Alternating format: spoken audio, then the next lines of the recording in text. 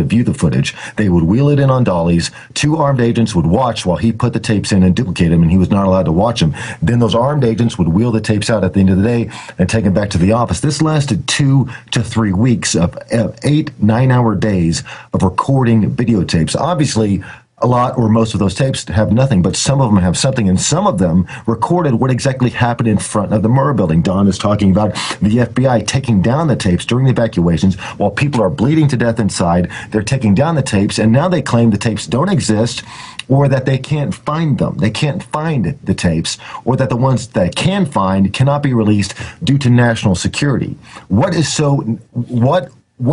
is the threat to national security to find out exactly what happened at the Murrah building, despite the fact what it would cause is a case of national insecurity. If people knew from day one that the federal government knew there were more people involved and lied about it, the people would be outraged. They cannot allow that to get out. Yeah, national security at this point should not be an excuse because, well, they supposedly killed Tim McVeigh. Terry Nichols is in jail. Those were the only 2 guys involved, according to the official story.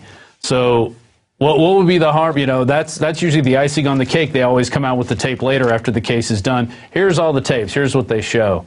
And there was even an investigation at one point. I remember watching an old news clip where they interviewed people who had saw tapes, and they were talking about John Doe number 2 that supposedly didn't exist after a 2-day manhunt. Yes, the several FBI offices were leaking information to the media that they had seen the tapes, that there were other people involved. But as the story became managed, that information was shut off, and we were never allowed to see the tapes. I mean, we almost every day have to watch airliners crashing into the Twin Towers. Almost every day have to see that. How come we can't see what happened in front of the Murrah building? Right. Well, the same reason why you can't see what happened in front of the Pentagon, except for 2 frames. Yeah. Don, did you participate in the manhunt for John Doe number 2 that ended up being called off? No, sir, other than I think what was confusing to me at first was when they first started putting out the descriptions, and particularly that first day, descriptions that they gave us and was broadcast to all law enforcement in a 5-state area, they later told us was disinformation, and it was only to throw the press off. Again, you're hampering all law enforcement in that big a quadrant of the United States. Going after a wild goose chase, essentially. Going after an intentional wild goose chase. Sure. Well, that information that led to that original witness description was from local PD. Yeah. And those were the suspects. And as the federal government came in and took control of the investigation, that description, they labeled it disinformation so people would stop following it. Those actually were the suspects. They were seen running from the scene, getting into a brown pickup truck, speeding from the scene.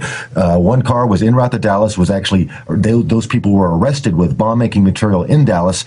They were let go. I mean, it's just, the story does not hold up to scrutiny whatsoever. The official story of the Oklahoma City bombing is a complete whitewash and does not hold up to the weight of evidence whatsoever. Right. Well, Holland, the film's been out less than a month now. What kind of reaction are you guys getting from other people, filmmakers? What are the plans for this film, A Noble Lie? Well, the reaction we're getting is stunned disbelief that all of this could happen right under our noses, and the media and the government does not tell us about it. A lot of people who knew some funny things about the bombing, they knew a couple things were wrong, but they were not aware of the weight of evidence and how documented it was that the official story is wrong and is a lie. They were stunned by the quality of information. We've shown this to skeptics. We've shown this to people who, think I'm crazy, and they walk away and they're like, the government did it. I was like, yeah. And now we're not saying that the government did it. What we're saying is that they knew it was going down. That is obvious. They knew McVeigh was going to do it. They watched it happen. For some reason, they didn't stop it.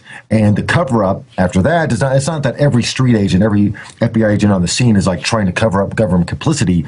It was their truck. It was their informant. It was their bomb. How are they going to explain to the American people that something went wrong and their truck, their bomb, and their informant killed 168 people? They were in the agency. Right. And since then, every FBI entrapped bomb maker or bomb plotter, they've been given deliberately fake bombs, we've seen, or bombs that wouldn't work, or they get stopped before it even comes to fruition. I remember seeing an article about the guy with the remote control bomb, but he was getting it from the FBI, and the informant you know, they were providing him the materials to create this remote-controlled airplane bomb. And, you know, did you see that story? Do you have any comments on that? Oh, yes. When you're looking at the last couple of years, all these FBI sting operations on terrorist operations, what usually happens is it's like an unemployed drifter. He gets on a jihadi website and he starts talking trash about the U.S. government. Mm-hmm. And then someone approaches him and they start cultivating a relationship. Well, that person obviously is an FBI undercover informant or an agent trying to cultivate this disgruntled loner. And then they give him a job. They brainwash him into wanting to bomb something in the United States. They tell him to do it. They give him fake bombs. Then they give him the cell phone to set it off. Then they arrest him. And that's obviously his entrapment. If the FBI had left these people alone, they'd still be working at McDonald's. That's all they'd be doing. They wouldn't be trying to bomb things. But the danger of that is, if they ever try to make this go live again, all they have to do is take one of these existing sting operations. They're going on right now all over the country. It's like every 2 weeks they arrest someone for trying to bomb something. These operations are going off all the time. For an operation to go live, all they have to do next time, instead of fake explosives, put in real ones. And then let it happen. Yeah. And then be right there all of a sudden with a description and a suspect that they've apprehended, and it's all nice and neat and fits into their little dandy tale. I was having a discussion 2 nights ago with a relative who came in to visit, and you know, I said, what are your thoughts on OKC? And he goes, well, you know, Timothy McVeigh, we got him. I said, well, and I started going into the evidence and the blast wave and the debris ending up on the other side of the blast wave, which is a physical impossibility. And then the other evidence with the tapes and Terrence Yakey being killed, and we'll go into that in a second. And he said, well, why do you think they would do this? And, you know, my answer, and at a gut level, I feel it's some sick form of job security. The more terror they can create and keep out there, you know, the more money they get for body scanners and militarized weapons and, you know, all this stuff to supposedly make us feel safe, which doesn't really make us feel safe, but it enriches these people who create this type of stuff. Yeah, well, you have the underwear bomber, and then the next week after that, they're rolling out the naked body scanners, which had already been ordered. Yeah. So yeah, it is. I mean, in 1995, there was a whole lot of job insecurity going on in the federal government. People were upset with the two-party system. We see with the popularity of the Ross Perot campaign. Oliver Stone's JFK had just been released. People were finally beginning to understand the nature of their government, and people were upset. Waco, Ruby Ridge, the ATF and the FBI were facing heavy heat. People were talking about dissolving the ATF. That cannot be allowed to happen. No. Cannot be allowed to happen. And you're right. And I'm going to steal that phrase. It probably is a sick form of job security. Yeah, it really. Don, since you've retired, you've seen, you know, the police become militarized. How do you feel about that? I regret it. I've always relished in the thought that they referred to us as peace officers when I first hired on, and to the point now that you know, the common phrase is police officers, but they have become very militaristic and almost standoffish from the public themselves. I regret it. I don't understand why there has been the change that there is. The rank and file officer probably is not enjoying his career nearly like what myself and my generation of police officers did. And Don is not just, you know, Don carried a machine gun in the jungles of Vietnam. Right. So he knows what the difference between war and peace. He's done both. And as a peace officer, he wants to secure the peace.